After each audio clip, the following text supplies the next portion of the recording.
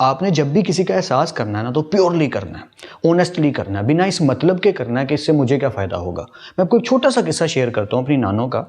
एक छोटा सा बच्चा मेरी नानों के पास बैठा है जो कि मैं ही हूँ, और मेरी नानों गाँव में रहती थी। गाँव के अंदर सर्दी बहुत ज़्यादा पड़ती है। आजकल यहाँ सर्दी है तो कई लोगों की तबीयत ठीक हो रही होगी, तो मैं सजेशन दूंगा कि जो थोड़ा सा भी अफोर्ड करता है, किसी राहगीर को चद्दर गिफ्ट कर दिया करो। किसी राहगीर को गिफ्ट करते हुए वो चीज़ दे दी जो उसके काम आ जाए। अगर खुद कहीं खाना खाने गए हैं तो वापसी पर लौट रहे हैं और अफोर्ड करते हैं तो एक बर्गर पैक करवा दिया। कोई फुटपाथ पे बैठा भिखारी है या कोई और पर्सन है, कोई रेडी चलाने वाला है, कोई मजदूर है, कोई मूंगफली बेच रहा है, कोई बहुत गरीब आपको दिख रहा है, उसको भी वही ट्रीट छोटी सी खिला दी। ये छोटी छोटी चीज़ें प्लीज़ किया करें। किसी को लिफ्ट दे दी, किसी राहगीर कोई ऐसे मजदूर तबका दिखता है, कोई सफाई वाला गली में सफाई करने आया, उसे बुलाकर चाय पिला दी, खाना खिला दिया, एक्सेट्रा एक्सेट्रा। खैर, टॉपिक पे वापस आता हूँ। तो मेरी नानो बैठी हैं और मैं एक छोटा सा बच्चा उनके पास बैठा हूँ। रात का वक्त है, इशा की नमाज के बाद के औकात हैं। तो एक लेडी है उनके गाँव में जो रात के वक्त अंडे बेचती है बॉयल करके, हमारे यहाँ अक्सर होता है। वो आपने आवाज़ें सुनी भी होंगी हॉकर्स की। या they are doing very hard job, thankless job. तो उनकी कोई रिस्पेक्ट भी इतनी ज़्यादा नहीं करता, हालांकि वो ईमानदारी और मेहनत से रोजी रोटी कमा रहे हैं, तो इज्जत से बात करनी चाहिए उनसे। तो वो लेडी आई, वो बॉयल्ड एग्स सेल कर रही थी, उबले हुए अंडे बेच रही थी, तो वो बैठ गई। तो ये किस्सा ज़रा गौर से समझिएगा और सुनिएगा, क्योंकि मुझे कहीं याद रह गया, मेरे नन्हे से दिमाग के ऊपर अपना गहरा असर छोड़ गया और आज तक याद है। 4-5 क्लास की एज की बात है मेरी, पर मुझे आज तक वो किस्सा याद है। कितना दम होगा उस बात में।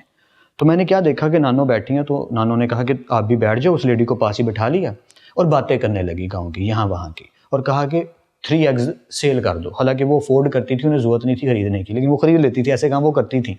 तो मैं देख रहा हूँ कि चल क्या रहा है यहाँ पे। तो साथ साथ कहा कि चाय भी पी लेना, उसे ये भी ऑफर दे दी। जी बीबी जी पिया दो। बैठ गई वो। तो नानो चाय बनाने लगी। लकड़ी के दौर था, लकड़ी के चूल्हे चलते थे तब, लकड़ी जलाकर चाय बन रही है, फूकनी से फूंके मारनी पड़ती थी। या बहरहाल शॉर्ट में ये कि चाय पकानी शुरू की और बातें करनी शुरू कर दिया। वो लोग बातों में लग गए। उससे 3 एग्स उन्होंने परचेज किए और उसी टाइम छीलने भी शुरू कर दिए और बातों बातों में कट करके नमक लगा के चाय के साथ उसे ही खिला दिए, क्योंकि वो उस टाइम पे प्रेग्नेंट थी। और ये बात मुझे कई साल बाद सही से समझ में आई कि उस दिन रात को एक्चुअली हुआ क्या था। उससे खरीद कर उसे ही खिला दिए। मेरी नानों को मैंने अक्सर नोट किया था, इसलिए मुझे कहीं वो बातें याद रह जाती हैं कि सफाई करने वाले आते थे, कर्मचारी झाड़ू लगा रहे हैं, तो नानों ने मुझे कहना है कि उसे पूछा हो कि खाना खाना है। तो अक्सर लोग बेचारे गरीब जो होते हैं, जिनका पेट भूखा होता है, वो कमीने नहीं होते, वो भूखे होते हैं। और कमीने और भूखे का डिफरेंस समझिए, इंसानियत को सही से समझिए।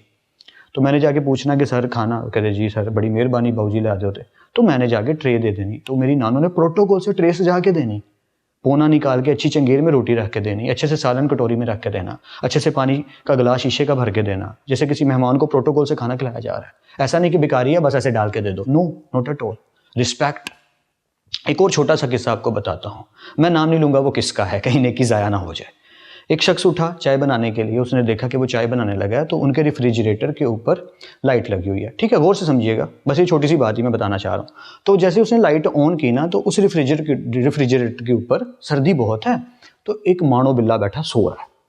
तो जैसे ही लाइट ऑन हुई ना, उसने ऐसे आंखें चुंधियानी शुरू कर दी कि जैसे उसकी आंखों में लाइट डल रही। तो उसने लाइट ऑफ कर दी, वो जो भी पर्सन था, और उसने अंधेरे में फ़ोन की लाइट ऑन करके चाय बनाई और चाय बनाकर अपने रूम में चला गया।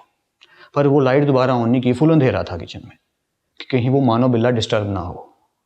ये लेवल ऑफ केयरिंग चाहिए। इस तरह की बेहद एग्जाम्पल्स आपके पास होंगी। घरों में जाइए, अपने पेरेंट्स से डिस्कस कीजिए, दोस्तों से पूछिए, बहन भाइयों से पूछिए, सैकड़ों कहानियां सुनने को मिलेंगी। तो वो कहानियां सिर्फ ऐसे नहीं है कि क्या बात है, कमाल का, क्या बात है। उससे लर्निंग लेनी है, उससे अपने अंदर भूख पैदा करनी है। हम भी वैसा ही कुछ करेंगे।